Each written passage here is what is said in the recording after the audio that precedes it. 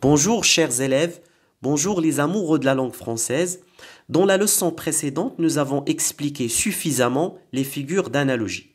Alors si vous désirez bien comprendre les figures d'analogie, je vous invite à revoir la vidéo précédente et à vous abonner à ma chaîne pour voir d'autres vidéos.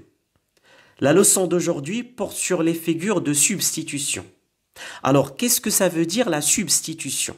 Tout d'abord, le mot substitution vient du verbe substituer, c'est-à-dire remplacer un mot par un autre mot ou une expression, c'est-à-dire un groupe de mots. Les figures de substitution sont au nombre de 3. Il y a la métonymie, la synecdoque et la périphrase. Commençons d'abord par la métonymie. Alors, qu'est-ce que ça veut dire la métonymie? On parle de métonymie quand on désigne un être ou un objet par l'intermédiaire d'un autre terme avec lequel il entretient un lien logique. Bimana akhar, la métonymie est tout simplement le fait de remplacer un mot par un autre mot qui a un rapport logique avec le premier. باش نفهموا اكثر هذا le lien logique ou هذا le rapport logique اللي كتبنى عليه la métonymie, je vous invite à observer la phrase suivante. Je bois un verre. Dans cette phrase, on a désigné le contenu qui est l'eau. Ça peut être autre chose comme par exemple le vin, du thé, un jus. Donc on a remplacé le contenu par le verre qui est le contenant. Pour vous faciliter davantage la compréhension de ce rapport contenu-contenant, voici un deuxième exemple. J'ai mangé un plat délicieux. Dans cette phrase, on a remplacé le contenu, qui est la nourriture, par le plat, qui est le contenant. C'est-à-dire, on peut exprimer une métonymie quand on désigne ou bien quand on remplace le contenu par le contenant. Passons maintenant au deuxième cas de métonymie. Il a avalé la mort. Dans cette phrase, on a désigné le poison, qui est la cause, par son effet, à savoir la mort. باش نفهموا أكثر علاقة السبب بالنتيجة, نشوفوا un autre exemple. Avez-vous du feu?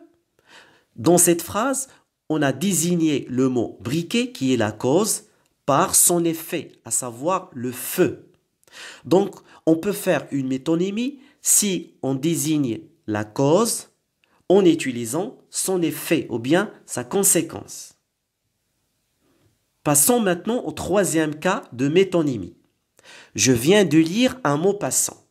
Dans cette phrase, on a désigné l'œuvre par l'écrivain. C'est-à-dire, au lieu de dire « je viens de lire une œuvre de Maupassant », on avait dit tout simplement « je viens de lire un mot passant ». Donc, on peut exprimer une métonymie quand on désigne l'œuvre par l'auteur. Et de façon générale, quand on désigne la création, qui peut être une œuvre, un roman, une pièce de théâtre, une toile de peinture, une chanson, etc., par le créateur, c'est-à-dire un écrivain, un dramaturge, un poète, un chanteur, un artiste, etc. Passons maintenant au quatrième cas de métonymie. J'ai dégusté un délicieux Bordeaux. À ce niveau-là, j'aimerais bien préciser un point très important. C'est que vous ne pouvez pas identifier la figure de style, vous ne pouvez pas dire de quelle figure de style il s'agit, si c'est une comparaison ou bien une personnification ou bien autre chose, si vous ne comprenez pas le sens des mots qui composent la phrase. C'est-à-dire, si vous n'arrivez pas à comprendre le sens, donc la signification des mots dans une phrase, donc vous ne pouvez jamais, le jour de l'examen, identifier la figure de style. Pourquoi je vous dis ça? Parce qu'il va falloir donc expliquer donc, certains mots dans cette phrase. Commençons par déguster. Alors, déguster signifie goûter une liqueur, un vin ou bien du thé ou bien un jus pour juger de sa valeur, c'est-à-dire pour dire s'il est bon ou bien mauvais. Alors que le mot Bordeaux renvoie à la ville française que vous connaissez tous. Et donc, Bordeaux, il a été employé dans cette phrase pour renvoyer au vin rouge, c'est-à-dire au produit qui est fabriqué dans cette ville. Donc dans cette phrase, on a désigné le produit, c'est-à-dire le vin rouge, par le lieu d'origine. C'est-à-dire, on a donné le nom de la ville au produit qui fait la notoriété de cette ville, qui fait la renommée de cette ville. C'est-à-dire, on a donné donc le nom d'origine, le nom de cette ville, donc au vin rouge qui est cultivé et fabriqué et qui est connu mondialement dans cette ville. De la même façon que l'on peut par exemple donner le nom de certains produits à leur lieu d'origine, comme par exemple le thé au Maroc. On peut par exemple, certaines boîtes de thé portent le nom de leur ville d'origine, c'est-à-dire de l'endroit où ils ont été fabriqués. Je vous renvoie ici au thé qui porte le nom de Oued Dahab, le thé qui porte le nom de Dakhla. Donc nous avons donné le nom de ces villes-là, aux produits qui sont fabriqués dans ces villes-là. Passons maintenant au dernier cas de métonymie. Un savant pinceau qui fait des chefs-d'œuvre. Dans cette phrase, on a désigné l'agent par l'instrument. C'est-à-dire nous avons remplacé l'utilisateur par l'objet utilisé. Passons maintenant au deuxième cas de métonymie, à savoir la synecdoque. Alors, qu'est-ce que ça veut dire la synecdoque? La synecdoque est tout simplement le fait de désigner le tout par la partie, ou l'inverse, c'est-à-dire la partie par le tout. Pour bien comprendre la synecdoque, je vous renvoie à l'exemple suivant. Il cherche un toit pour se marier. Dans cette phrase, on a désigné le tout par la partie, à savoir le toit. C'est-à-dire, nous avons remplacé le tout, c'est-à-dire la maison, par une partie de la maison, à savoir le toit. Passons au deuxième exemple. Ces cris ont réveillé toute la maison. Donc, dans cette phrase, on a désigné une partie de la maison, à savoir les habitants, par le tout, c'est-à-dire la maison. Donc, je peux exprimer une synecdoque quand je désigne la partie par le tout ou bien le contraire. Et à ce niveau-là, j'aimerais bien vous faire remarquer que la synecdoque est considérée comme une partie de la métonymie.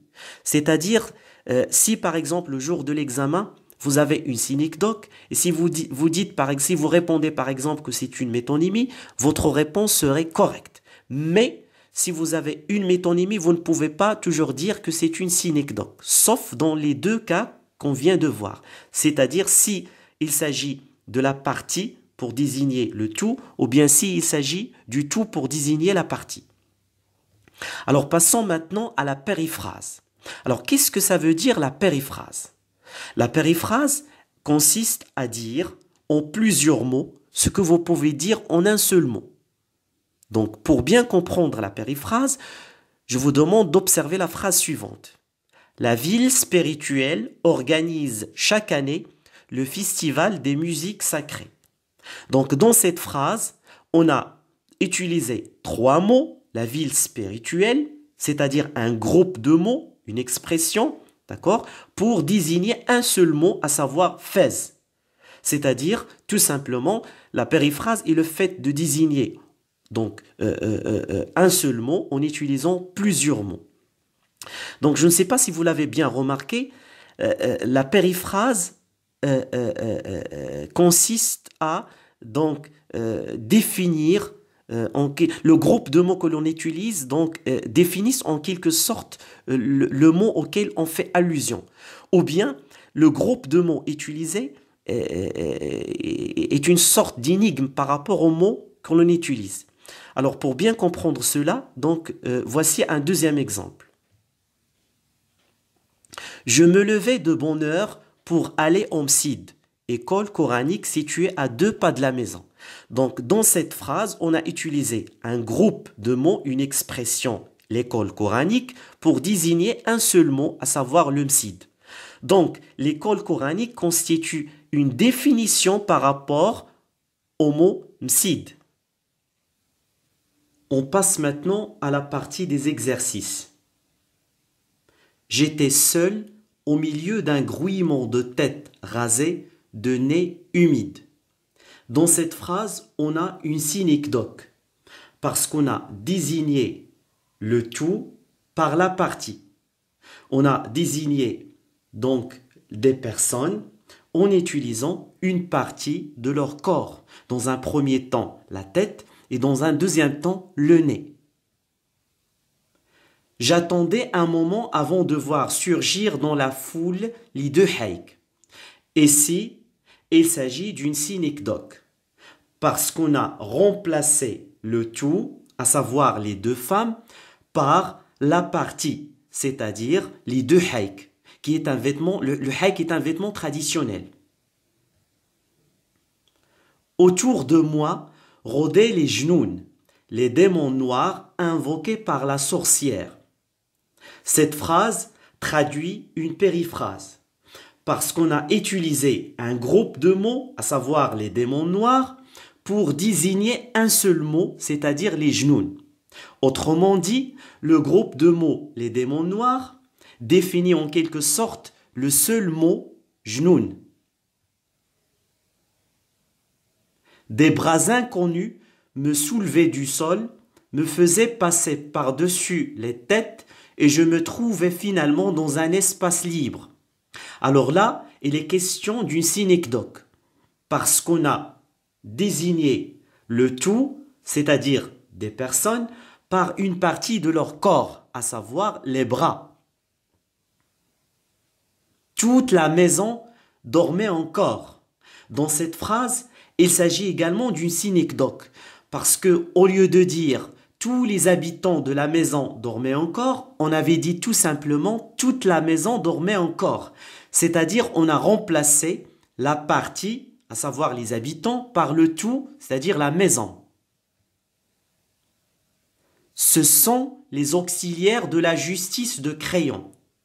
Dans cette phrase, on exprime une périphrase, parce qu'on a utilisé un groupe de mots, les auxiliaires de la justice de Crayon, pour désigner un seul mot, à savoir les gardes. Donc les auxiliaires de la justice de Crayon veulent dire les gardes tout simplement. Et il joue au jeu difficile de conduire les hommes. Et c'est Crayon qui parle, c'est le roi. Donc, dans cette phrase, on exprime une périphrase, parce qu'on a employé un groupe de mots jeu difficile de conduire les hommes pour dire un seul mot, c'est-à-dire le règne, le fait d'être roi, al-hukm en arabe. Touteb sait ce qu'elle a fait. Dans cette phrase, il s'agit d'une synecdoque parce qu'on a désigné, parce qu'on a remplacé la partie, c'est-à-dire les habitants, par Thèbes, c'est-à-dire la ville. Donc, au lieu de dire tous les habitants de la ville de Thèbes savent ce qu'elle a fait, on avait dit tout Thèbes sait ce qu'elle a fait. Toutes ces bouches ouvertes dont il ne sort rien. Cette phrase exprime une synecdoque parce qu'on a désigné le tout, à savoir les personnes, par une partie de leur corps, c'est-à-dire les bouches. Voilà, notre vidéo touche à sa fin. Je vous remercie et n'oubliez pas à vous abonner à la chaîne. Ciao!